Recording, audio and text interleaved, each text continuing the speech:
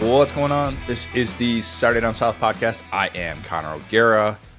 Will, it's a good thing that the SEC has UT. See what I did there? See that? Yeah. Pick your poison, whichever UT you want to call UT. The SEC calls Tennessee UT, not Texas. But let's just say it's a good thing that the SEC has UT because otherwise, man, the anti-SEC takes would have been, I mean, they already were out in full force, but if not for those two just making an absolute statement away from home, I think we'd be talking about the conference as a whole with a much different tenor. Not the best week, I think, for the SEC. But I realize Georgia and Ole Miss, you're doing your thing, but nobody watched you play cupcakes on Saturday, so forgive me for not including you. The fact that the SEC is already kind of taking it on the chin from some people is telling. It shows us that we are in midseason form. Will, this is your first recap pod of the season after you were in Vegas last weekend. How are we feeling? How was a full day? How was 14 hours of football getting the juices flowing again? It was great, man. I still have COVID, so I'm a little bit hazy. As I was watching the games, I was remembering, I was like, dang, I was pretty like up and down. I was like very much like, oh, this team's going to blow this team out. I was like not safe for a lot of my picks. I was like, huh. So yeah, I think this next week I'm going to go ahead and actually write down scores and stick with them. So because hopefully I won't be as COVID addled and be able to like stick with stuff. But yeah, it was super fun, man. I just love the sport so much. You're good, though. You had COVID brain. You're fine. All your scores are fine. Whereas a lot of my predictions, if you are a sicko and want to go back and listen to them, didn't age particularly well. I don't want to say they aged like an avocado, but they didn't really age much better than that at a lot of key places where I was like, holy cow, did not see that coming. But that just kind of goes to show you that happens a lot with week 2 of this season. And it was a strange week as a whole. Very, very strange week 2. All these things that we felt like we knew. We're going to get to some Notre Dame things later where we do overreaction or proper reaction. We have Bama USF things that we'll get to at the end here. But yeah, it was a strange week 2. Little housekeeping. So first of all, we got the new mic stand here for the YouTube audience. Shout out to you. Looking fresh, looking professional. We love it. Will definitely bought this for me. SEC Media Days, I had this thing ready to go. And just one of those things that have not had the time to be able to set it up, and finally said Friday, you know what, I'm doing this. So we look a little bit different. Also might sound a little bit different. So we're still trying to figure out the exact flow of like Sunday mornings and stuff. I try and line it up with Claire's nap schedule as much as possible. She's out for a walk right now. Claire learned how to walk. So huge milestone. Huge milestone. Man. But this is the first, and for like parents, like you kind of get what I'm talking about here. This is the first weekend where she realized she could walk.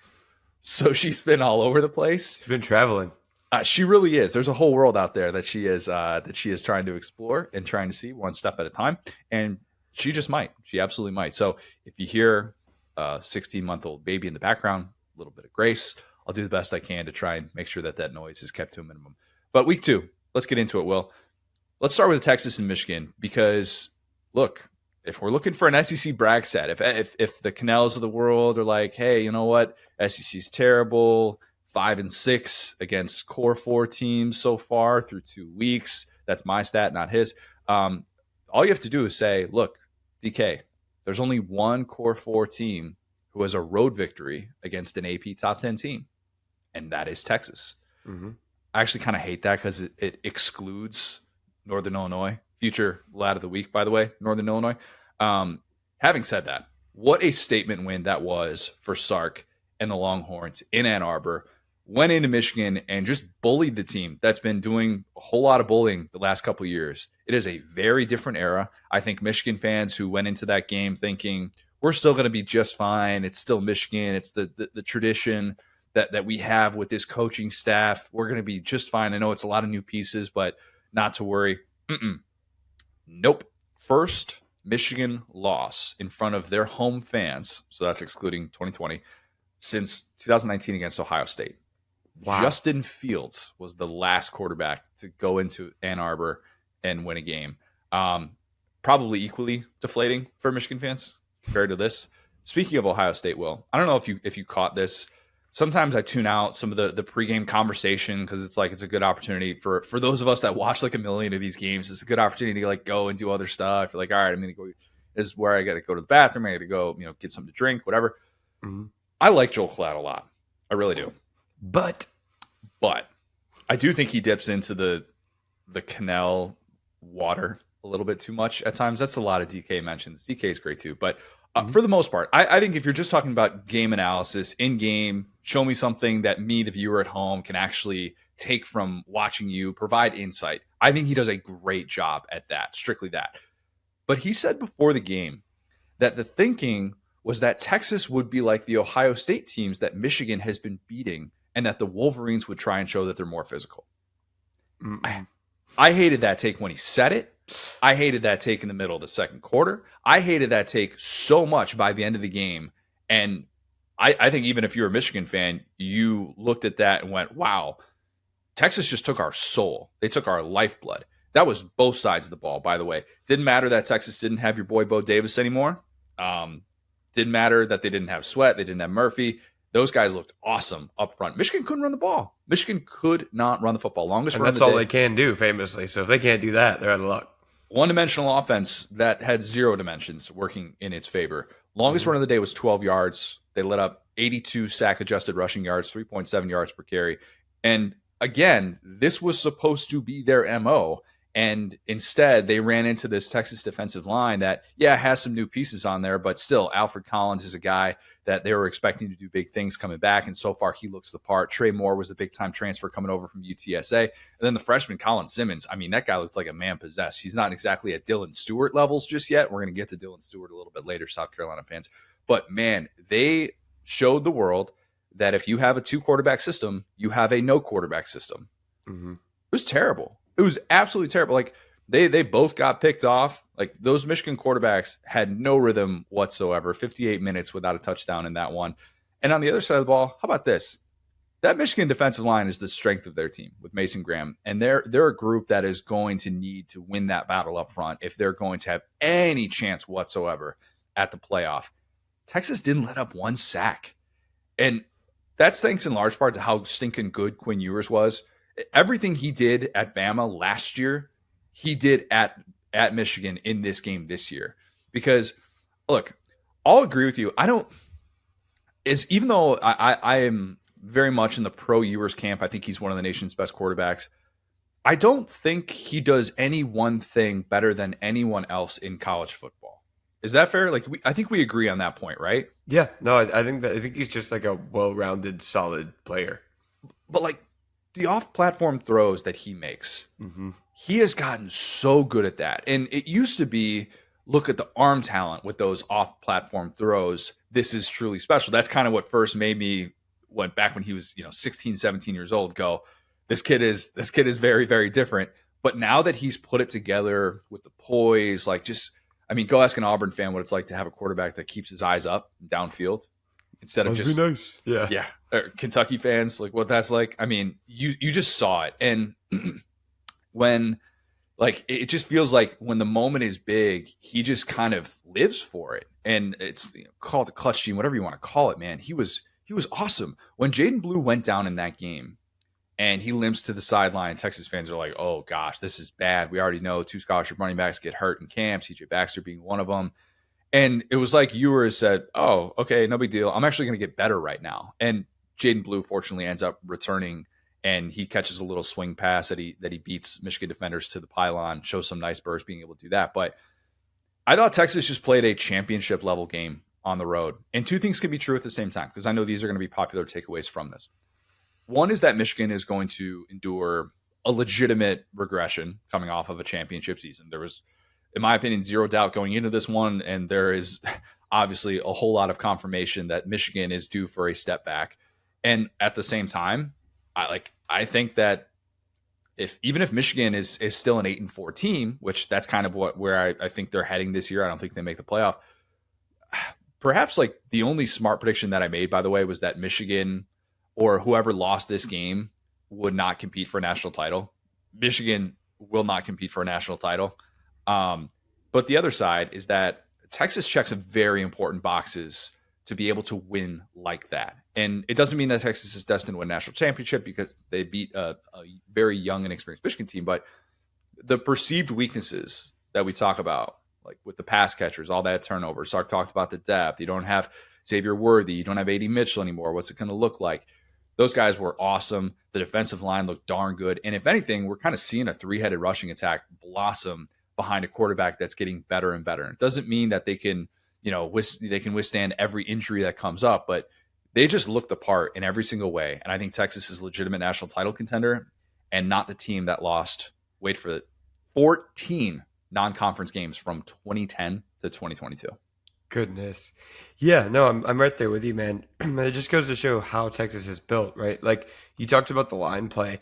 That makes you kind of recession proof in a way, especially when you go on the road, right? Yep. Which is what Texas has done 2 years in a row, kind of like silence the critics. And I think exactly to your point, like if, we expected a regression from Michigan, sure. If there were one thing that we could kind of hang our hat on, it is that D-line play and the physicality that Michigan has been known for, especially against a Texas team that just straight up was like a step away from playing receivers at running back, right? And that's the funny thing about it is that you don't have any of these like factor backs from Texas that are common in the Sarkisian system. Like usually it's like, oh, this running back versus this defense. And it's kind of ironic in a way, right? Because when Texas had those backs, they weren't as complete of a football team. But now it's like, the Texas rushing attack, whoever that might be at this point in time, versus the opponent. And I'm going to take that in pretty much every game going forward after seeing this one, because it's like, it really truly doesn't matter. You don't need to have some guy out there, a Bijan making three people miss behind the line of scrimmage and putting the whole offense on his back. It's like, no, these running backs are going to have 3 yards of space before they even touch the football. They're going to be able to rumble forward behind this huge offensive line. They have Quinn Ewers, who's going to be the focus of the offense. He's going to take the pressure off of them. The whole defense is going to be spending their time figuring out what Quinn Ewers is going to do. They're going to get after him, but he's like sturdy. He's smart. He's going to make the off-platform throws. So you're going to need to send pressure most of the time just to affect him.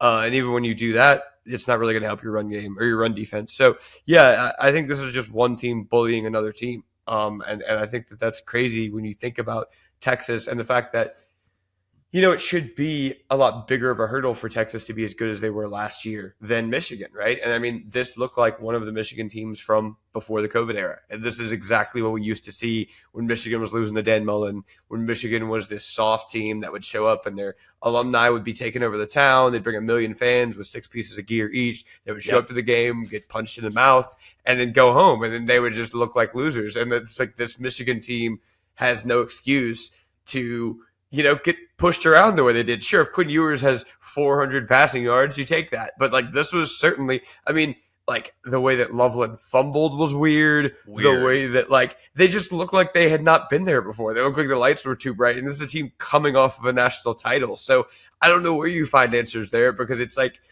they saved over their progress. It's like they were this team last year that got to the top of the mountain, and now they have no idea how to win. It's very interesting. Michigan, you definitely include Auburn fans in this, which we will get to. Mm-hmm. There are a select group of fan bases that have this post week 2 clarity of, dang, I really wanted this to work at quarterback, and it can still work. Obviously, remember last year how we were talking about Milroe at this time of year. Of course, it's very, very different. Mm-hmm. Texas tends to do that to things. PK, our guy, tends to do that to people. But there's this group of teams that I think is realizing, man, it would have been nice to get a quarterback in the portal. Mm-hmm. It would have been real nice. And I'm not saying that covers up all of Michigan's issues. It definitely doesn't. They still have some issues on the back end of that defense where, like, you just saw if it's a quarterback that can kind of keep plays alive with his legs and he stays behind the line of scrimmage. Will Johnson's great. He's tremendous. There's a reason why that guy's the number 1 player in college football 25. But they have issues in coverage on the back end if they're not going to consistently be able to generate pressure. And you just kind of saw that. You saw that play out, man. And I think that Ewers is going to deserves to be the headline. Absolutely deserves to be the headline of this one. Any sort of Heisman conversation that we're having in early September, obviously he's part of it. Take that for what it is. But it is truly crazy to think about this transformation for Texas, because even this was an important step. Last year, they go into Bama, and yeah, they had buzz to win that game. Bama's still favored. Bama's still favored at home. I expected Bama to win that game last year. If you're Texas at that point, you can still play up the nobody believes in us card, even though there were people that definitely believed in them. And you could still kind of make out this case of like, yeah, you know what, we're kind of the we're trying to show where the power that's returning, that's back, however you want to phrase it. And in this game, they're a touchdown favorite on the road against the defending national champs. Biggest stadium in college football. And they come in there and they just silence that crowd. Ewers in Texas, that offense converted 8 third downs in the first half, and it felt like more. I mean, every single time. And Gunnar Helm, by the way, talk about like one of the returners that's doing some very, very big things. He already looks like he's going to be a go-to target for Ewers in that offense. But like everything that Sark did in that game was, we are better than you. We are going to out scheme you. We are going to be more physical than you, and you are going to know it by day's end. And there's going to be no doubt whatsoever. And there really wasn't. Like, it wasn't, nothing about that was fluky. And I think Texas deserves a ton of credit. Even if Michigan ends up being 7-5 or something, that's what you would expect a national championship contender to do in a place like that with those kinds of stakes.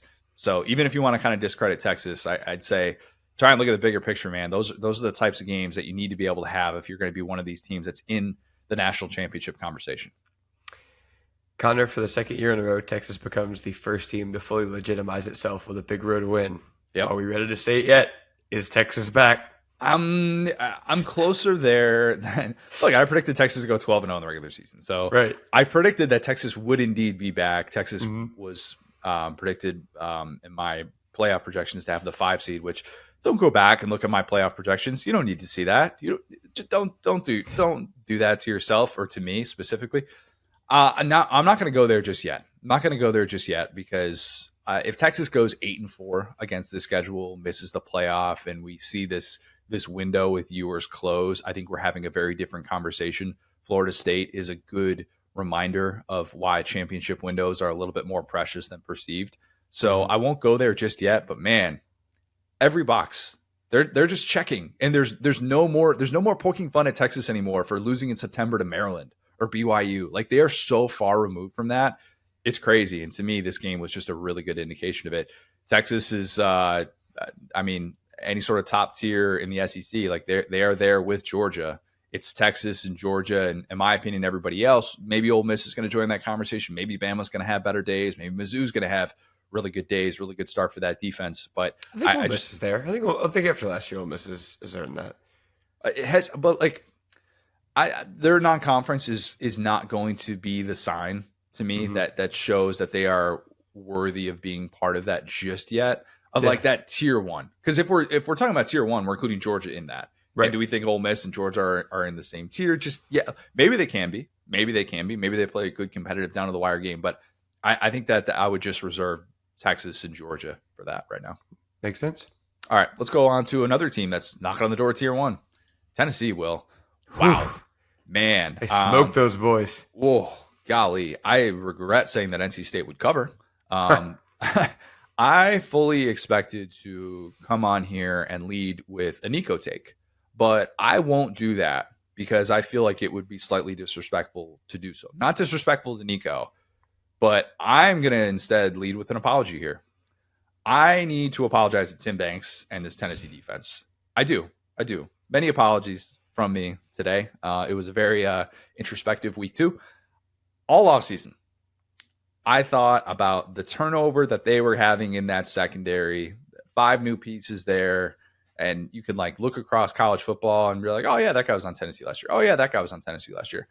And I just kept saying, look, the defensive line we think is going to be extraordinary. But what happens when they don't dominate up front? For now, we don't have to worry about that because guess what? They dominate up front and they're winning those Kanye said, people were asking what would happen if I didn't win. I guess we'll never know. I mean, as of right now, we're not finding out. Maybe we will at some point, but who knows? Maybe they'll just mess around and win every single battle up front for the entire season. Maybe with the exception of like the Georgia game. It so far looks so unbelievably good. Tennessee had 13 TFLs in this game and only allowed 10 first downs. And I'm pretty sure James Pierce Jr. didn't have a single TFL. He had 2 quarterback. I think he had 2 hurries or pressures. I can't remember which one. But NC State in this game had 143 yards of total offense. That's it. Basura. The only NC State score was a pick 6, which means that Tennessee's defense still has not allowed a touchdown this year. The Tennessee defense did have a pick six of its own, which came via walk-on Will Brooks. Still a walk-on Will Brooks. And it actually came at a very pivotal point in the game. If you're watching, it looked like NC State was about to make it 10-6 or 10-10. Like, it was really important juncture. And then boom, Tennessee defensive line kind of forces the pressure. Grayson McCall airmails the running back in the flat, and a walk-on is going the other way to the house. Tennessee's defensive walk-ons have more touchdowns scored this season than their opponents in 120 minutes of football. Mm-hmm. That'll play. That's pretty darn good. That game all around was very impressive by Tennessee because they won 51-10, and it felt like they could have won by more. I mean, kind of an ideal scenario if you're Josh Heupel, because you get some teachable moments for Nico with the turnovers. One was a ball that was overthrown in the middle when the game was a lot closer. And then another, he was kind of hit by that front side pressure as he was throwing. It's just one of those plays where, you get a little bit more of a sense in the pocket. You can kind of, the footwork takes care of something like that. But he did end up just having 23 passing attempts in this one with a very ground heavy approach. I said it would not surprise me at all if he, after this week of buzz, has less than 25 pass attempts, because Heupel's going to say, let's do what we do best. Let's run the football. Let's play good defense, win that battle. And don't you know what they did? Remember when I said that the over-under for Tennessee rushing yards was 240? Wow. 249. Yep. Right Pretty there. good. Pretty good. Mm-hmm. I'm starting to think, and Tennessee fans, you let me have it for a couple of things, but for this specifically, I'm starting to think maybe I should have given Dylan Sampson a little bit more consideration, even as an All-Bang Drum Team member, to be the SEC's leading rusher, because Marcus Carroll is very much in a shared backfield at Mizzou for the time being, and Sampson has 256 rushing yards on 32 carries this year, 169 scrimmage yards in this game. That guy is a problem. He is awesome. If you have not seen Dylan Sampson play football yet, I suggest you watch. And Tennessee fans, you were clamoring for this guy to be able to get more run last year. Jalen Wright was a great player, but man, this guy is so effective in this offense. Tennessee as a whole is a problem. And I'm starting to think I probably underrated them coming into the year by saying that they were an 8-4 team. And I don't necessarily think this all of a sudden means that they're going 11-1 or something like that. But here's something I was thinking about. And Tennessee fans, I'm sure you've been on the internet making this case for last, 12 hours, basically. How many teams right now, if I had an AP poll vote, would I rank ahead of the Vols? Georgia, Ohio State, Texas. Those are the definites. Okay. Mm-hmm. I think they've earned it. I would pick them to, if we're doing the Josh Pate school of thought, I would pick them to win at a neutral site, no doubt. After that, though, like Ole Miss, Miami, USC, I probably rank those teams ahead of Tennessee, but I definitely have to think about it. That might be it, though. That might be it, because think about it. Not Notre Dame, not Michigan, not Utah, not Mizzou, not Oregon. We're going to have more on Oregon later. Yeah. I'd have no problem ranking Tennessee ahead of Alabama at this point. Yeah. I mean, how could you not? When you've actually played someone and you look the part, I think it's totally different. And I took it on the chin midweek. I tweeted out, we're doing weekly rankings, weekly top 25 for SDS with all of us, and we're coming out with like our consensus rankings. And I took some hate for having Tennessee only at 16 when they looked obviously masterful in the opener against an FCS team. And I said that a win against NC State would significantly change that. Tennessee being in the top 10 should be obvious, and that'll be known by the time people are listening. But if you tell me that the Vols are worthy of like a top 5 ranking at this point, I don't think I'm going to talk someone out of that. And I did not expect to have that perspective going into this weekend. Yeah, I think it's very interesting, like what the national conversation on Tennessee is, like, because people like for things to be easy, right? And when you have the year in 22 where they beat Alabama, and it's like, okay, Hendon Hooker, I can believe in all this makes sense. Okay, cool. And you take like that weird step back last year, and I know we talked about it a lot, but it does really matter, right? Because this is what Josh Heupel's offense looks like. I mean, this is like what we expect every year. And that would be the question is, okay, do you kind of have that sophomore hangover? What does the future of Josh Heupel in the SEC look like? And we hit on it in this offseason, and I hate to just say we were right, but like this is exactly what we were hoping for this Tennessee offense to look like, which is that Yamalayava being able to move the pocket and get these easy first downs completely changes the complexion of what they're able to do. And furthermore, to your point about Dylan Sampson, that guy's a beast. The way that they're able to block things up. This is true about Tennessee. It's true about Ole Miss. It's something we've been talking about for years. It's easy to get caught up in the window dressing and talk about the vertical downfield passing and squirrel white and all that stuff. But in reality, Tennessee and Ole Miss both look like teams that want to be flashy. But in reality, their goal is to punch you in the mouth. And Tennessee has had phenomenal O-line, D-line play, kind of like I just talked about with Texas, kind of since the Heupel era started. That's one thing that they've covertly built, the back end with Mays and Pierce and those guys. And I think that you see, the new version of the Heupel offense where, why did Josh Heupel struggle at UCF? He actually really struggled with ranked teams.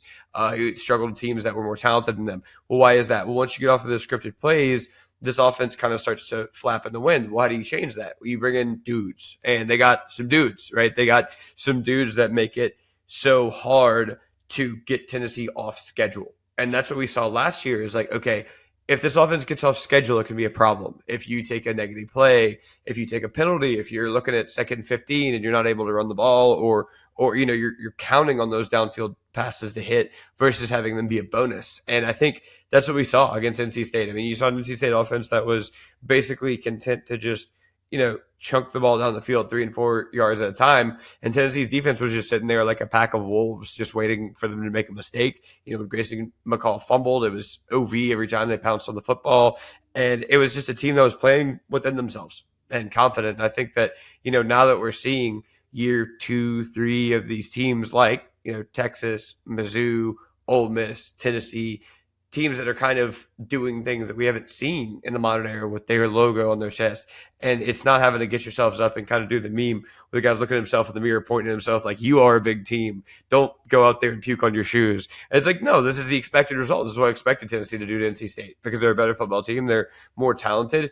At the quarterback position, they have a guy who fits their system a little bit better. And I think we saw that because Grayson McCall is a great college player, but, he's kind of like more of a free agent. And I think that when you see a guy like Heupel go out to pick his, a guy like Yamalayava, he doesn't need to have, like we said, 400 passing yards to be successful. He just needs to be the conductor and lead this orchestra of an offense. And I think more and more you're seeing this in college where it's not about the quarterback making the system. It's about the system fitting the quarterback because when you can isolate one player, you can beat a team. But I mean, like you said, Amaleava had a couple of picks here. He wasn't lights out. He only had just north of 200 passing yards, but he did enough to make this offense a juggernaut. And that's the goal. The goal is not, win the Heisman. The goal is not, break records. The goal is win games, specifically on the road in these hostile environments where in the past you've kind of struggled. The swamp last year was a struggle. Well, I go back to the very first podcast we did of this rendition, and it was right after Heupel was hired. We talked a lot about how much of a struggle it was going to be for Heupel to have the complementary football. Yeah.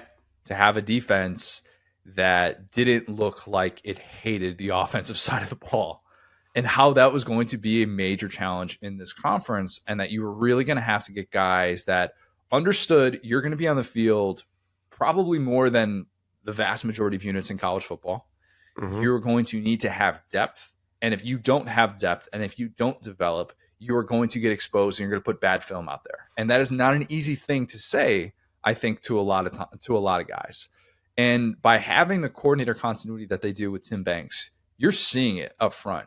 And it's why, so far at least, they've been able to withstand that turnover on the back end. It's because, like, you look at their front seven, everybody just knows where they need to be at all times. And having Peely back and healthy in that lineup is so huge. A veteran like that. And very, very important that he stays healthy in the middle of that defense. Because I remember after spring, Elijah Herring, who was their leading tackler from last year, hit the portal. And I was like, is this like another bad sign for Tennessee's defense? And you kind of realize dude might have been just struggling to be able to find a spot to play. And he ends up going to Memphis, who, look, I praise Memphis for making an addition like that, but still, you kind of see they have depth and they do play complementary football. It's an incredible thing for Tennessee to see, and to see how far this program has come, because Man, even year one of the Heupel era, that's a game where I think NC State at least takes it down to the wire. And it's a lot more competitive, even if you have Hendon Hooker out there. And instead, this was a game in which there was clearly a better team. And I think Tennessee is absolutely going to be staying in this 12-team playoff conversation. I would have no problem ranking them significantly higher than I did last week. Yeah, and that's actually a good point too when it comes to complementary football, because an easy way to keep the footballs run for 250, right? Yeah, that'll do it. And you outgain your opponent by 300 yards and you win the possession battle suddenly. You know what I'm saying? So that's a really, really good point where it's like, yeah, it used to be 50 points at whatever cost. Now it's like, we want 50 points. We want them to be pretty. So I think that's a really good point. Whereas this team has gotten more comfortable winning these, like bar fight style games like Kentucky last year, where it's like, no, we'll score 30 points, but we'll score 30 aggressive points and sit on the football. You know what's pretty incredible too in that game? It wasn't even necessarily the big chunk plays where, like in the opener, where the deep ball is there and they're getting guys deep. Or you think about like the peak Heupel, Jalen Hyatt's got 5 yards of separation on Alabama's entire defense, and it's schemed looks and guys with hands on hips that just don't look like they can compete with the tempo. And I actually thought at moments like NC State was handling that tempo, and it wasn't necessarily a sign that they were unprepared for it, but they were just not winning those battles one on one. And to me, that's a credit for it's a credit to the versatility that this group has, and they're going to be able to beat you in several ways. And I don't know that we've said that about any other Heupel team. Even the 22 team, they were still going to they had the number one offense in college football. You still felt like, all right, you're going to need to probably score 35 points to be able to win this game. But in the rain, where'd that go? And that's what they've built up. True. You know what I'm saying? At the end of the day, not to say that, they could beat Georgia or anything, but like that's the style of game that they realized they couldn't win when they needed to win it. And they were like, oh, yeah. So that's credit to Heupel. Big transformation. All right. The only SEC conference game that we had in week 2, man, it was decisive. South Carolina, Kentucky. We were long overdue for a Shane Beamer double-digit dog win. I don't know that it's... he turned his swag on. He did turn his swag on a little bit. Sunglasses are so 2022, he said afterwards. Toby Keith win? A little hottie like me now? Not quite. We'll get to it, but I think this is a little bit of a Stoops puke on his shoes game too. I think there's two sides to this dance. Probably. Yeah, and look, here's all you need to know about how week to week this sport is and why people like us who talk about it for a living can look like we flip-flop all the time, or we just look really, really dumb. On this pod last week, I sounded the alarms for South Carolina after it barely beat Old Dominion. And if you barely beat Old Dominion, that's what you deserve. That's not being wrong, to be clear. If you barely beat Old Dominion at home and you're coming off of a 5-win season, yes, I'm going to be critical. Apologies if that upsets people. South Carolina fans, it upset all of you. Okay, you get it. A week later, South Carolina flew home back to Columbia with a 25-point road win as a double-digit dog. And with it, it earned a visit from College Game Day for the first time in a decade for that game next week against LSU. South Carolina was like dead last in SEC power rankings because of how good of a week 1 Vandy had. And here we are a week later being like, yep, got College Game Day back in the house. And for those that are like, wow, why would they go to LSU, South Carolina? That's not a particularly good game. Slate's bad. Yeah, look, no bad Saturdays. I know that's tough for Kentucky fans. But the slate is not exactly loaded with headliners. So you can take a deep breath and realize that there are not a whole lot of other options for College Game Day. But it is awesome. And it does speak to the week-to-week progress that South Carolina made. And it's crazy to think about how quickly things can change in this league. But at the same time, answer this. What about South Carolina's identity changed drastically with the performance that we saw in Lexington week to week? Because the ground game only had 98 sack-adjusted rushing yards, 3 yards per carry. Lenora Sellers made nicer throws. Dowell Loggins did a better job of scheming guys open. There were enough of those plays where he's throwing into big windows, and Kentucky had the defensive breakdowns. And that Kentucky defense looked gassed in the second half. They really did. But South Carolina they allowed 12 TFLs in this game. They allowed 12 TFLs and won by 25 points on the road as a double-digit dog. Somebody has that stat somewhere, like Bear Felica or somebody, Stanford Steve. how many times that's ever happened in football, because that's wild. Nick Harbor still didn't get a touch in this game, though he did earn a DPI because they actually targeted him deep. And it turns out when you target the fastest human on the earth, you tend to get guys out of position a little bit. But let's point out the positive, because South Carolina has the most obvious positive yet of the Beamer era. Finally. I don't even know if they had this during the Muschamp era. They have a defensive line that can eat. They get after you. And it's not just Dylan Stewart and Tonka Hemingway, who, by the way, looked awesome once again. TJ Sanders was great as well. Debo Williams all over the place. This group as a whole looks like it is just playing downhill. Like it is starting at this like steep incline, and everything they do is just like sprinting down a treadmill. And you're like, how are these guys getting off the ball so fast? Kentucky's big blue wall, it reverted back to the big blue gate. No chance. No chance whatsoever. That was an awful game for Brock Vandagriff to be a part of. We can talk about practice reps all we want. How many times in Brock Vandagriff's football life do you think he ever felt like he was at that big of a disadvantage? Like third grade? Maybe? I think third grade Brock Vandagriff had a beard. Probably. I think it's really the biggest advantage over everyone. Third grade Brock Vandagriff was cutting down trees and powerlifting, power cleaning 250 pounds. All right. Like I was thinking about that. Like, how often do you think he's actually felt like that on a football field? Because if he's facing pressure like that, even though he obviously went to a very prestigious program, his dad was the coach, you can usually escape that kind of pressure. Guys aren't really going to be able to bring you down when you're at that size. And he was so messed up that by the end of that game, when he actually got time to throw on that design rollout, that ball was right to Nick Emanworry, just right to him on that pick six. And you're like, this is awful. I mean, that throw was just, might as well have just called out his name and said, Nick, here's a football for you. Awful, no good, very bad day for Kentucky's offense. When your body is subconsciously like, well, you know what? The quickest way out of getting chased by Dylan Stewart is just to throw this interception. It's like not good. Like the gentleman had a 1.2 QBR on the day. I don't even know where the 1.2 came from. I'm like trying to think of it. It's like, did they have a screen pass dialed up? 3 completions for 30 yards. I mean, if you didn't watch that game and if you just saw the box score, like Perry was texting me afterwards, because obviously, Perry being a Georgia fan, he's like, dialed into what Brock is doing. And he's like, dude, what happened? It's kind of hard to explain how ineffective Kentucky was throwing the football. The lack of trust that they had in him, and which is it? Is it chicken or the egg? Is it the lack of trust that they had in him, or, should they have given him more opportunities to be able to throw? Because they ran the ball actually okay. It wasn't like they were lights out, but every time they were in an obvious passing situation, it was like 3rd and 12. It was like, well, this is just an automatic sack or a pressure, and he's going to have to throw it away. And there's no chance. And I don't remember the last time I said that about South Carolina. Like even Javon Kinlaw, those days, it is going to be so difficult to game plan for the South Carolina defensive line. And now, next week, sneaky awesome matchup with those LSU tackles trying to slow down that South Carolina pass rush. All of a sudden we're talking about like one of the like better strength on strength matchups in the SEC. Like, Will, how much right now as an LSU fan are you looking at that going, buddy, I know we've got some NFL ready dudes on the outside, and that's supposed to be the anchor, but it's hard to feel particularly good when you've seen what this South Carolina pass rush is capable of.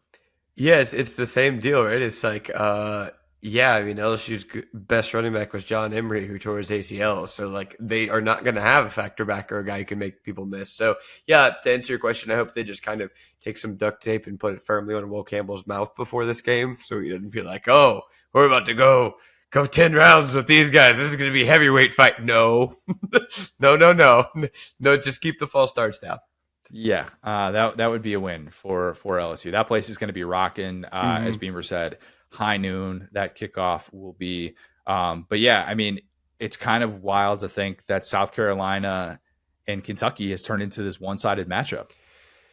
That's 3 straight for Beamer against Stoops. Before Beamer, Stoops had 2 losses to South Carolina. It was like, oh, Kentucky's an underdog to South Carolina again. Stoops is going to go into Columbia, or Stoops is going to welcome South Carolina in, and he's going to find a way to beat them. Like, he used to just beat Muschamp every single year, and I know that those two guys do not get along. They do not like each other. Stoops is a whole like Stoops in South Carolina. That's like the team that he dislikes the most, in my opinion, based on everything I've seen from him.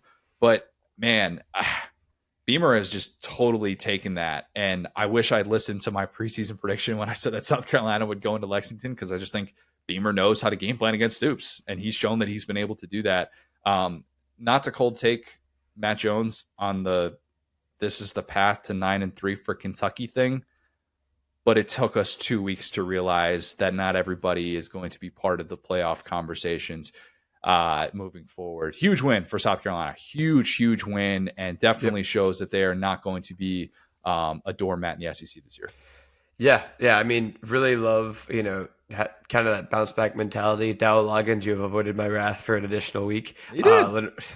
Lenore Sellers, I mean, it's crazy because he also got banged up early in the game, right? Like we saw some bonus Robbie Ashford. That's always fun. Did you see that? Beamer went like a full 90 seconds. He gave like a Between Two Ferns style interview in the middle of this game. Actually, it's a really good call out. Molly McGrath asked him basically Lenore Sellers going to the locker room, what can we expect to see from Robbie Ashford? And he was like, for 90 seconds, Beamer defended basically why he got Robbie Ashford out of the portal. This offseason, there were plenty of guys that came out, said, oh, we want to be guaranteed a spot, but that kid over, it's like, brother, you're in the middle of an SEC East game. I know that doesn't exist anymore. Yeah, you have don't you need to be doing something right now, brother? I appreciate the access. But yeah, no, I'm with you. It's it's interesting to see what this team is going to be, because we didn't really get to see Lenore Sellers as a rusher. I hate to just, like I said, put this all in Kentucky, but at the same time, man, I mean, it's like if there was something to do wrong on a football field, they really did it on Saturday. And I ask you this, Stoops has these games every year. He has 1 to 3 of these games every year. I get it. I know this is nothing new. That being said, do you think this is one game, or do you think this is kind of how this is going to look for them this year? It felt like a bigger picture problem. It really did. Week 2, you knew the fans were going to be fired up. SEC Nation was there. Shout out my guy Cash Daniel, by the way. Doing great stuff with he got to do a lot of stuff with SEC Network. Long overdue to be able to have Cash back on, but if Kentucky is not particularly relevant, obviously that's a little bit tougher to break down Kentucky. But the crowd was super into it. They didn't really get a true opener after all the rain delays last week. Mm-hmm. So the atmosphere was going to be good. It was going to be, got the ABC treatment, because that's what they're doing now with, the ESPN ABC lineup. And it was the only conference game of the day. So it wasn't a sleepy start or anything like that, or, they just discounted South Carolina and it was, a game that they should have won, but they couldn't find a way. No, they got dominated, man. They got absolutely dominated. And it makes you wonder, has Stoops kind of lost his way? I think that's fair to ask. And I know I've been saying throughout this offseason, guys, I think this is it for Stoops at Kentucky. I think 2024 is the last year. That game certainly did not make me feel bad about that take. I'll say that. And I feel bad because Kentucky does have strengths. Again, I mentioned how well they played in that front seven, and they had a few of those coverage busts where, just mistakes that you can't make. I wonder how much of that is just being gassed, but they have strengths on that team. So it's not like they have nothing and they everybody has just given up. But man, what a disaster that was. And I actually I don't know that that's the type of game that Stoops always has, because it's one thing to have that game happen against Georgia, but to have that happen. Don't worry, buddy. We got next week for that. I know. Right. And watch next week with how random it's been so far, Kentucky's going to come out and play a 4-quarter game with Georgia. That's just the way that this is going to work. And all of a sudden it's going to be oh, yeah, see, Carson Beck needed to put together a touchdown drive late to be able to beat Kentucky or something like that. But this is a troubling start to see that happen in SEC play, where it just looked like they had no answers whatsoever to be able to stop that South Carolina pass rush. Yeah, no, I'm kind of there with you, right? Where it's I think that, if you look at how this team's job, they had 44 passing yards. You know what I'm saying? And at the end of the day, that's not something that Stoops has been super gung-ho about fixing, period, right, throughout his career. So when you think about how it would need to look to fix what this team has wrong, And I'm just trying to imagine Stoops at this point in his career really digging in and being like, okay, I'm going to spend some extra time with the quarterbacks. I'm going to, draw up some new passing schemes. I'm going to try find new ways to get Dane Key involved. Like, it just doesn't sound like something he's interested in doing at this point in his career. So yeah, I'm kind of with you. Like, I love the thing that Stoops has done, but it just feels like he's just not fired up to be there. It just feels like this is not something like, it's like, if we can win this very specific way he likes to win, then sure, he'll show up and be happy for it. But when it comes to the adapt or die thing, I think that, bringing in the transfer quarterback to him was like, this is it. I'm done. I don't need to worry about this anymore. And it's like, brother, what if that guy shows up and isn't as advertised? Do you care enough objectively to get in there and go, okay, we got some Gavin Wimsatt going on. What are we doing here? What's up for next week? And answer is, I don't know, right? You saw what he said at SEC Media Days. It wouldn't be SEC Media Days if I didn't have to talk about a new offensive coordinator. Right. Every year in the 2020s, they have had a different offensive coordinator, and that's, of course, Liam having the two separate stints. But yeah, it is a team right now that is in desperate need of some answers because, buddy, if you thought South Carolina was going to get after it up front, Georgia, yeah. Good luck with that. All right, well, Arkansas and Oklahoma State. This game was day drinking. This game was day drinking for Arkansas, and here's why. Mm-hmm. When you day drink, you get that early buzz. It's light out. You're maybe with your buds, your girlfriends, whoever it may be. And you're wondering, at some point during day drinking, why don't we do this more often? This is great. Mm-hmm. You're wondering why life can't always be this easy. But then the buzz wears off. Maybe you take a nap. You wake up late afternoon, early evening. You haven't figured out what you're doing for dinner yet. You napped excessively, so your sleep schedule is a little bit messed up. You've got a slight hangover, depending on what age you are. Okay, I don't want to generalize and say everybody gets hangovers from day drinking, but you know who you are. And you have that clarity, and you realize how sobering day drinking can be. Arkansas fans, did I just describe your Saturday? Because that's what it was. That's what this game was. Sprinkle in like a few boot and rallies, and that was the Arkansas day. Certainly felt like a boot and rally when Arkansas got another overtime because Mike Gundy tried to kneel to set up a 41-yard field goal in overtime. Mm-hmm. I thought he deserved to lose for doing that. I really did. I was like, you have the best running back in college football, and you are kneeling to set up. And I realized Arkansas did a great job defending him, but I thought that decision was wild. Arkansas probably deserved to lose for how careless it was with the football, and the Pittman decision to go for it on 4th and 4 in a tie game with 7 minutes left instead of kicking the field goal. Not great. I realized the context was Arkansas just missed a kick from that distance, basically, at the start of the fourth quarter. But the crazy thing about this game is that Arkansas hit the perfect day drinking buzz. Will, I think you texted me during that moment of when this was, because Taylon Green was making plays. Ollie Gordon II couldn't get anything going against that Travis Williams defense. He had no runs longer than 5 yards for the first 3 quarters of this game. Yep. This was the day drinking buzz you aspire to get to. It was the exact scenario that Arkansas drew up to win this game. But those turnovers down the stretch were obviously really, really costly. I wonder, with how this played out and how winnable it felt like it was at various points for Arkansas, obviously leading by double digits on the road against a top 25 team, you always want to be able to have those games. It's so frustrating when you can't close it out for anyone, much less a coach on the hot seat, admittedly, like Sam Pittman is. But you can't help but wonder, is that one game, that one day drinking Saturday, going to be the one that we look back on and say, yep, that might have been the one that cost Sam Pittman his job? Like, if he could have had that, how different would Arkansas' season be? It doesn't mean that it changes the entire trajectory. There were still positives. It was still a positive to see that Arkansas defensive line look as good as it did. There were still some great moments from Taylon Green. I love Jaquindon Jackson. I actually texted my buddy Ben, did like his dynasty draft where he picked Nico as number 1 pick.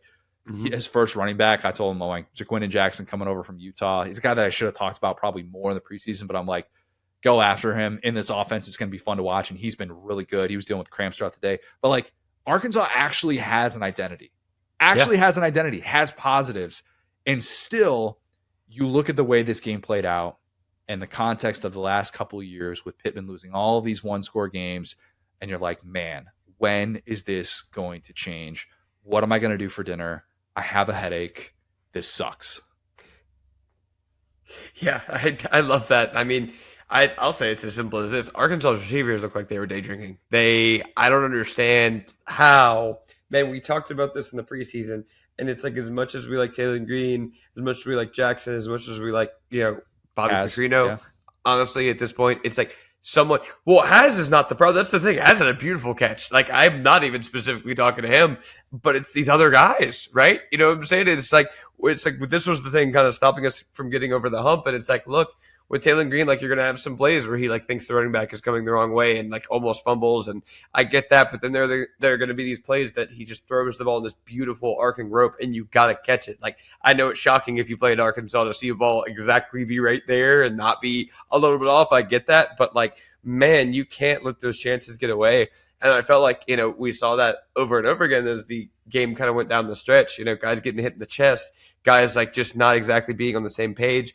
And I think part of that is, just being in the new offense, new quarterback. I weirdly feel like Bobby Petrino is one of the better offensive minds in the game right now. He's still got it. Still got it, man. He does. Yeah.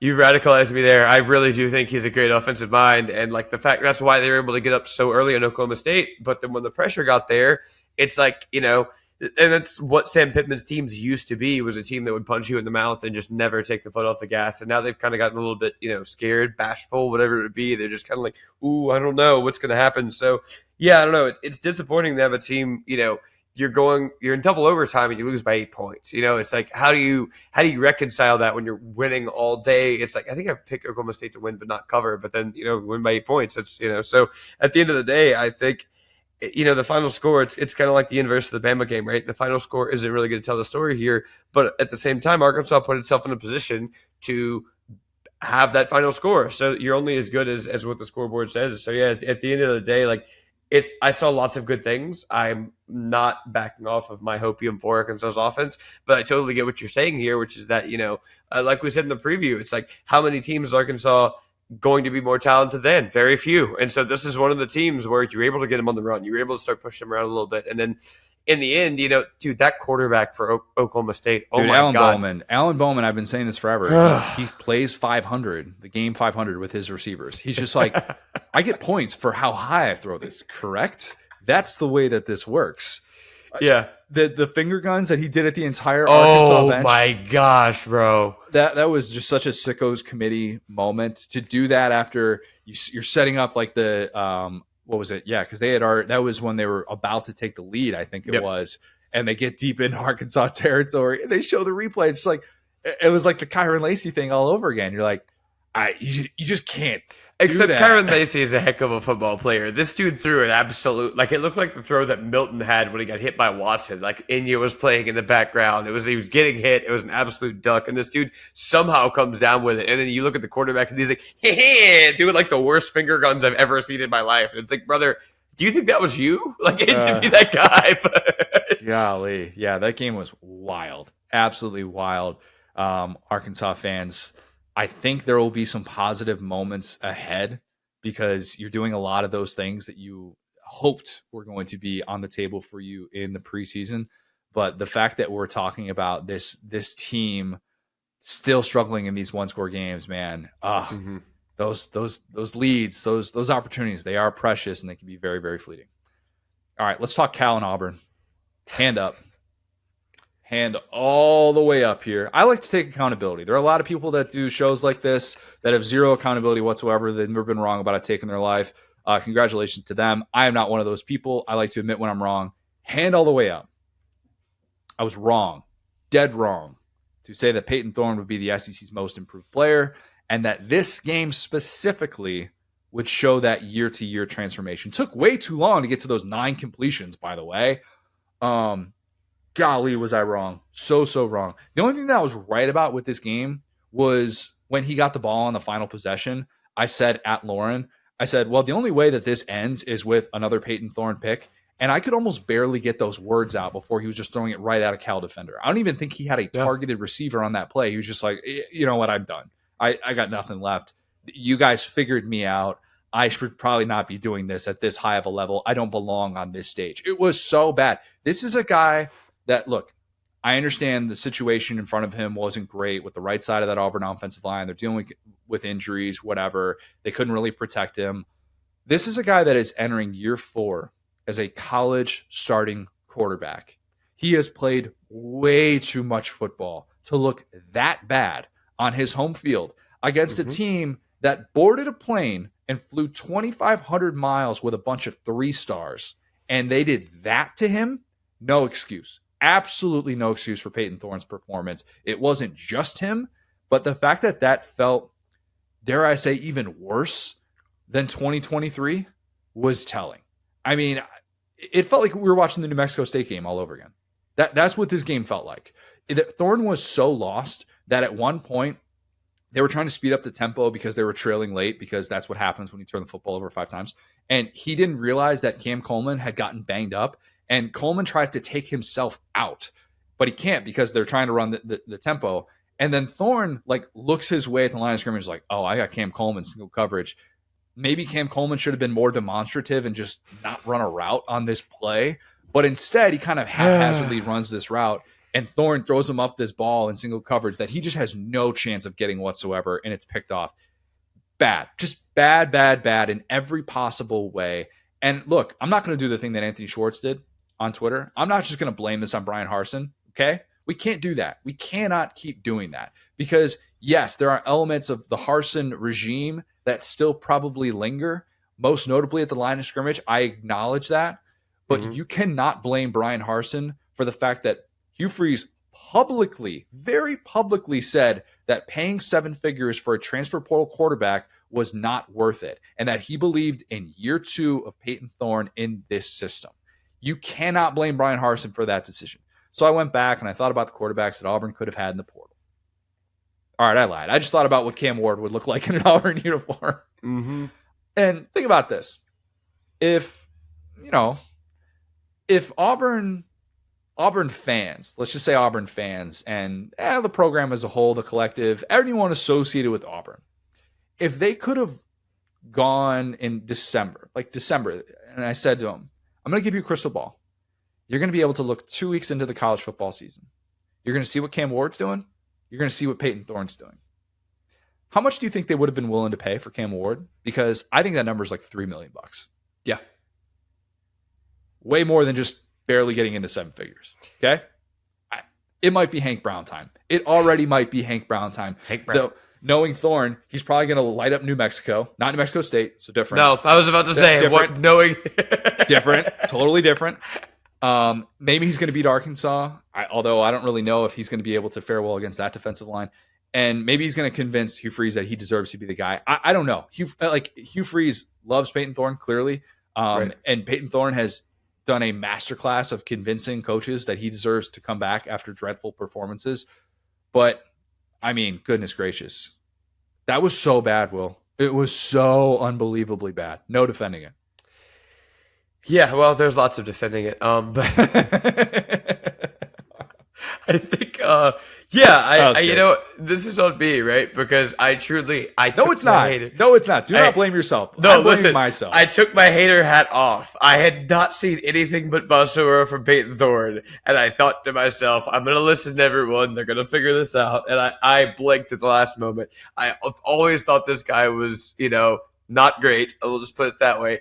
I hate to, come down on him because it's not really his fault, right? To your point, you could blame 2 different college football coaches, mainly Hugh Freeze. I'm not going to go ahead and say, because it's so funny to me. It's like these coaches that come in year 1, Sonny Dykes did what he did, Brian Kelly did what he did in year 1, and then you have these programs that are just like, well, yeah, but 4 years later, we're still blaming the old guy. And it's like, okay, man, it's the transfer portal era. So if you're still having thoughts and feelings about the old coach and you're this far in, if you're Hugh Freeze, that's your own fault, bro. You, to your point, Connor, could have gotten to the transfer portal, could have done all this different stuff. And I think at the end of the day, I mean, hey, Cam Coleman, leading receiver, so he's getting those guys involved. But I mean, the pass catchers are better. They are objectively better. And when Payton Thorne actually sets his feet and gets time to throw, there's only like a 50% chance it's going to get picked off.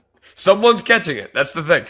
So point being, I don't know, man. I just feel like I'm going crazy with the Payton Thorne thing. Like, I just have never seen it. Like I said, I don't see what, this team is just so clearly like a quarterback away from me. I don't know. I'm right there with you. Like, it's so frustrating because I literally said this offense was stuck in neutral for all of year one. When are we going to see this next gear?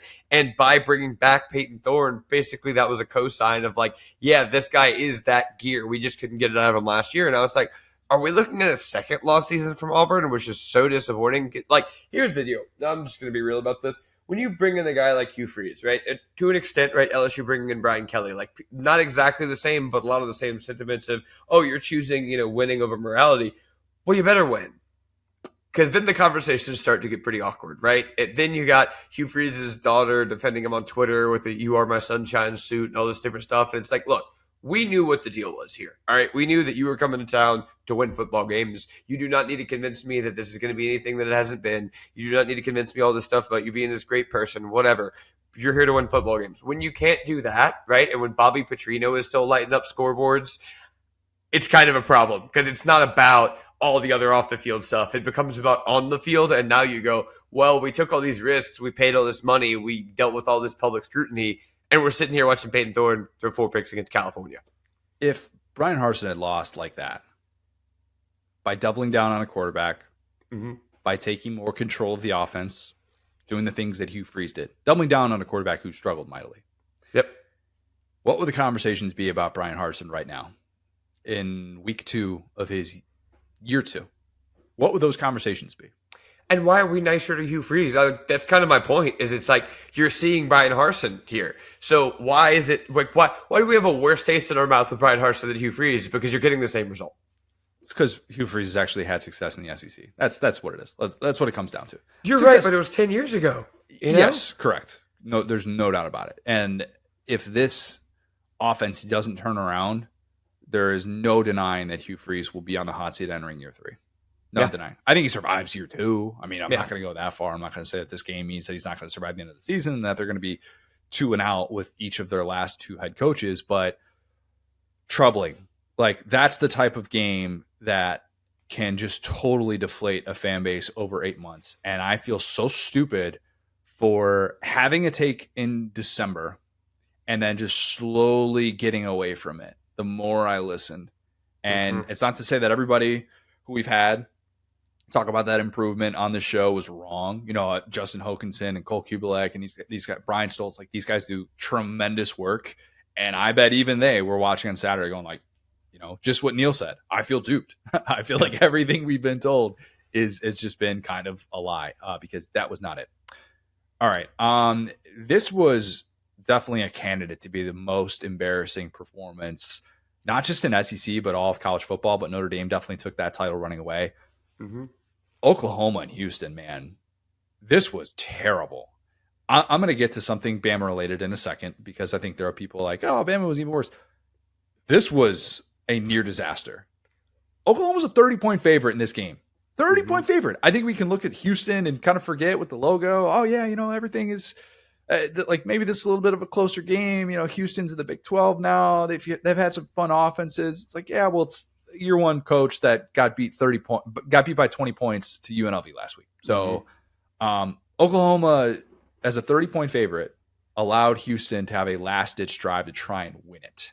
And that was in part because one of the dumbest penalties you will ever see on a football field. Oklahoma was kneeling it up 4, final minute, 16-12 game, barn burner, but was not going to be able to run out the clock with just a straight up kneel.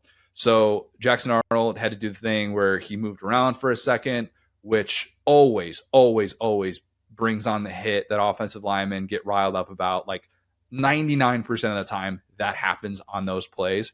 And Arnold gets hit by Houston's defensive line, and Josh Bates, Oklahoma center, as Brent Venables said afterwards, lost his mind.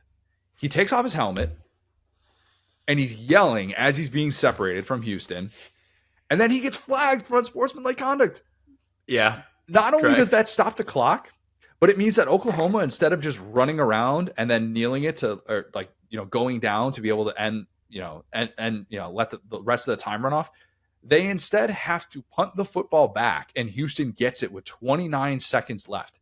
The game should have been over. If this had gone Houston's way, and if Houston had found a way to win that with an actual competent lateral play at the end instead of whatever the hell they tried to do, I think this would have been a worse blunder than Miami and Georgia Tech last year. I truly think that, because that would have been so inexcusable to lose a game like that as a 30-point favorite. 30-point favorite. And luckily for Oklahoma's sake, they survived. But it is officially time to worry about this offense. It has zero identity, Will. None. Mm-hmm. No identity whatsoever. They can't run the football. And even though they were missing multiple starters on offense, I don't think you can use that as an excuse for all the offensive issues. And while I do think Nick Anderson, who again was held out of this one, they're really trying to be conservative with him and bring him back for the meat of the schedule, which it's about to hit very, very soon with Tennessee in a couple weeks. I do think that his return will open things up in the passing game a little bit. He's the deep threat. He's the guy that can take the top off of defense. That's good. But man, Deion Burks is the only guy that Jackson Arnold trusts right now. And it was a sleepwalk performance, especially in the offensive side of the ball. Defense actually looks pretty good, so give Oklahoma credit for that. But that is not going to fly against a Tulane team that nearly beat Kansas State, and it's not going to fly against that looming SEC gauntlet that awaits Oklahoma. That was a bad showing by the Sooners. Yeah, I think you pretty much said everything. Also featured kind of a goofy safety in there. It was just like a weird... I thought he got out. I didn't really like that call. Yeah. But also, like, it's kind of one of those, like, why would you put yourself in that position? Like, kind of like ball don't lie, so I get it. But, like, yeah, there was a lot going on where it's like, this was the, I'm really going to say this, or if there's a game. I mean, in a way, Arkansas felt like this just a little bit, where it's like a team is just, like, floundering, but you just kind of feel like they're going to figure it out. And then it's just like, okay, figure it out. And it just really felt like they were going to lose this game at the very end. And it's like, how did you guys even, the fact that we even got here is so embarrassing, but the fact that this is so legitimately, clearly, really a game at the end here is so wild. And it's like, yeah, to your point, that weird penalty, like that's not what you're supposed to see from offensive linemen, especially like leaders. Like, I don't know what to make of this. I'm just going to call them all again and see what Oklahoma brings in the future, because if we're evaluating this fairly, we're worrying. So I'm just going to pretend it didn't happen, to be honest. Look, I think there's legitimate reason to be concerned. I really do. I tried to provide the context of what was concerning in a 51-3 win against Temple in week 1, and why you could kind of point to the issues that they had on third down as like, okay, well, they dealt with this in-game injury here, this in-game injury there. They're doing without this guy. And all of those things I think were fair to say about that game. This was pretty indefensible.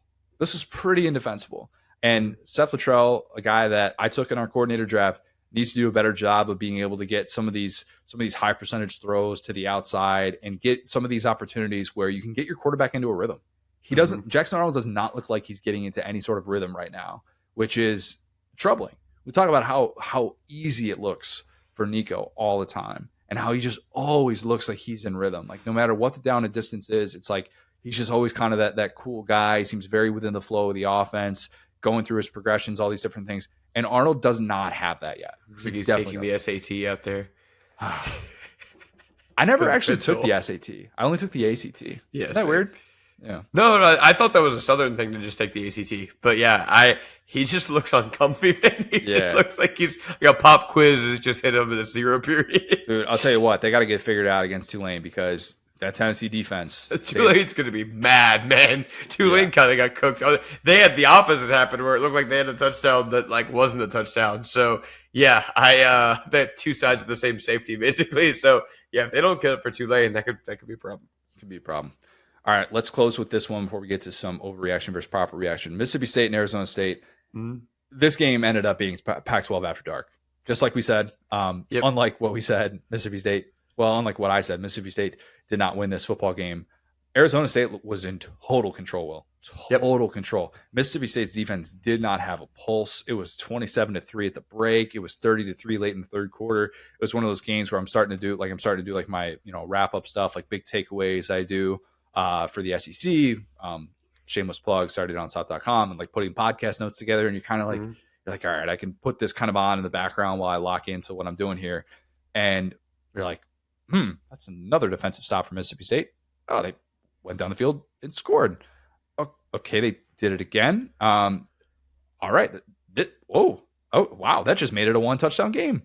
And you're seeing all these Arizona State fans who are just not having it whatsoever. And they're like, are we about to blow this? Because it kind of feels like it. But, yeah, the the response was just a little bit too little, too late. And even though they did have the 3 unanswered touchdowns and actually turned into a 60-minute game, just couldn't get those stops down the stretch and letting up 346 rushing yards. Not ideal. Not ideal to do that against a team that was picked to finish dead last in the Big 12. Probably a bad omen for SEC play for Mississippi State. Who knows? Maybe better days are ahead for that defense. Certainly didn't look like it. I mean, Arizona State was totally one-dimensional. Sam Levitt is a one-dimensional quarterback. They were not insistent on throwing the football at all, and they didn't have to. But that's why I continue to say that this is 2018 Ole Miss. That is the vibe of Mississippi State this year with Levy. A few fun moments offensively that keep you entertained, just like we saw when Kevin Coleman, man, he hit the Jets on that touchdown that made it a one-score game. But way too many holes in other areas to be anything more than like a 5-win team. I think that's kind of the ceiling of this program. And in a game like that, man, I didn't think that they were going to be staring at that kind of a deficit. I think Mississippi State fans were like, oh, yeah, we've had a ton of defensive turnover, and this is going to be really, really rough year one for Jeff Levy. Yeah, so again, I have the coronavirus. This one I fell asleep about halfway through, I'll be honest to you. But this running back over here, what? This gentleman just was playing on freshmen? Like, I don't understand. How do you allow this to happen?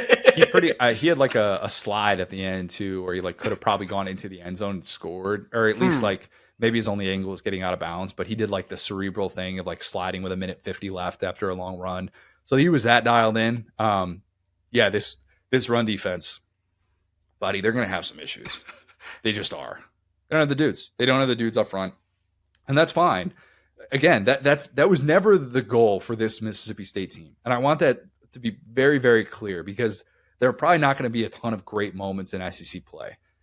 But if you can have an offense that's just fun and that shows some fight, that's the positive for Mississippi State, is that they're showing the temperature. And Quint Kucinich, is that how you say his name? I always blank on how you say his name. But he's like on the sideline. He's got like the ripped sleeves going with the dress shirt because it was 100 degrees or something like that. The heat was just ridiculous. You're on the other side of the country and you're thinking to yourself, man, we got a long flight home. This is going to suck. And they could have easily just mailed it in. And that's the positive for Mississippi State. But still, when you get hit for over 3 bills like that on the ground against a team that's not expected to do particularly great things, it's a sobering reality. And I think that's what Mississippi State is staring at. Cool. Yeah, I need to check out more Arizona State games. Good for them. Kenny Dillingham had some moments in this game where his face on the sideline is not great. It's just not. It's here's the problem.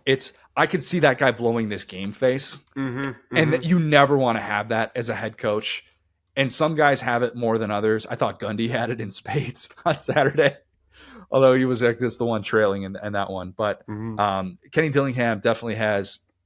I probably shouldn't be leading this team right now vibes, although credit to him because they were ready to go and they're ultimately able to hold on to that one. All right, well, let's close with some overreaction or proper reaction. Start with a very big question here. Overreaction or proper reaction? Alabama has big offensive issues after delivering the single most deceiving final score in human history. No, everything's great. Everything's going according to plan. The recruiting's awesome. The offense looks great. The offensive line looks night and day different from last year. I mean, goodness. If you were, I tweeted this out. I'm like, the code for if you say the words Alabama cruise past USF, that's just code for I didn't watch this game, because man, Alabama was in a dogfight, and in the middle of the fourth quarter, our guy Alex Golish, friend of the program, loved the effort. Kick a field goal, man, dude. What? It's 4th and 4. Dude, he had everything going his way. I was like, brother, this is your moment. Just go for it. And after that, it was over. Like, that was it. I want to be nice because I love Alex Golish. I really do. And I'm very grateful that he's gotten to know him a little bit, and he's like come on the show, and he's been, even conversations have it off the record. Yeah. I think big things are ahead for him, and I do find myself rooting for him. That was such a James Franklin decision. Oh. It pains me to say that. That was such a James Franklin decision on 4th and 4 when you're down 8 to kick a field goal in that spot to make it 21-16. I didn't like it. I did not like it one bit. And I get some of it. It's like, all right, well, your defense is kind of your defense to that point had been stopping them and had been doing everything you could have hoped for against Alabama. And Mm-hmm. then instead, don't you know it, the 17-year-old wonderkin Ryan Williams touchdown the other way right Man. after this one. Did you know he's 17? Did you know he's 17? He should be at his high school prom. Did you There's know that? another one. Yeah. Yeah. They're going to say he's 17 after every single catch. He's unbelievable. I mean, he is, but still, Alabama just all of a sudden figured it out late. Alabama's got offensive issues because if that's what happens when Caden Proctor isn't there, and I don't even think Caden Proctor has shown himself to be a serviceable SEC offensive lineman yet. But if that's the shuffling this early in the season, that's bad because Tyler Booker, one of my favorite people to talk to at SEC Media Days, Mm-hmm. the heart and soul of that program, he ain't a left tackle. He's not. And that right tackle, every single time Alabama had a big play, you knew that it was holding. It was either holding that they got called for or holding that they got away with. I Every think time. these refs are just like, brother, like, we look like we're fixing this game. If we call holding on every play, like, we're going to let you get away with it half the time. Oh my gosh. Alabama has offensive issues to figure out. I said, as much as I believe that the Jalen Milroe, Kalen DeBoer relationship is going to work, I predicted Milroe would win the Heisman. Okay. And I predicted Alabama was a playoff team. I did say, like, I think there are going to be growing pains early on. Those are big growing pains, big time growing pains because, man, even the fumble that they had on the goal line where Milroe does the thing that everybody hopes their quarterback does is just go from under center. Why take it shotgun when it's 4th and 1 or 4th and 2 or something like that? And instead, he can't handle the snap. How much of that is on Brailsford? How much of that is on Milroe? I don't know. But it was a bad, bad moment in that game. And Alabama fans were just kind of stunned looking around like, we're only up by 1, and it's the 4th quarter against these guys again. They are never scheduling USF again. I can guarantee. As long They as got Greg him again Byrne. in 26. Wait, they get him again in 26? Yep. Oh, my God. I mean, I don't want to say take USF money line. Too early for that. Whatever the spread is, take USF. Golish probably would have to still be there, which I don't think he will be by 26. But man, he gets him fired up. And I'm happy for I am happy for Alex Golish that he showed that last year wasn't necessarily a fluke with what his team was trying to do. That Todd Orlando defense, man, they did so many things to frustrate Milroe. Frustrated 3 different Bama quarterbacks in a 2-year stretch. It's not a whole lot of people that can say that they've done that. The USF defense deserves credit, but man, the Alabama offensive line, buddy, the tackles, a problem. And I don't know that Caden Proctor just instantly fixes that.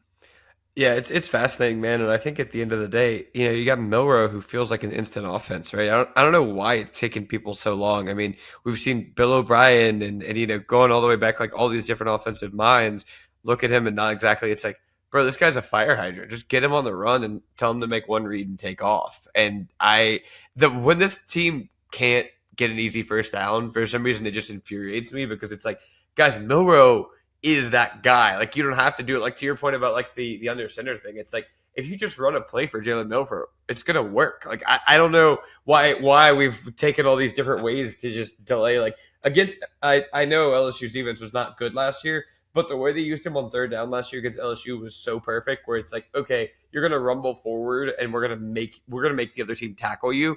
And so yeah, it's just crazy. Like, I hope they figure that out because I think now they've gone the other way. Whereas like last year they're in this gridlocked offense, he would do some stuff with his legs. Now it's like, look, we're gonna show you that you can open it up and be like a pocket passer. It's like, bro, every time that I'm scared of Jalen Milroe, he is like making one cut or making one read and taking off. So yeah, I don't know. Eventually, like, I feel like that's gonna have to show its head. Where like, cause that's what he did last year. He was just like, look, guys, like, I'm taking over this offense. I'm taking over this team. I'm not running these dumb plays. So yeah, it's very, very interesting.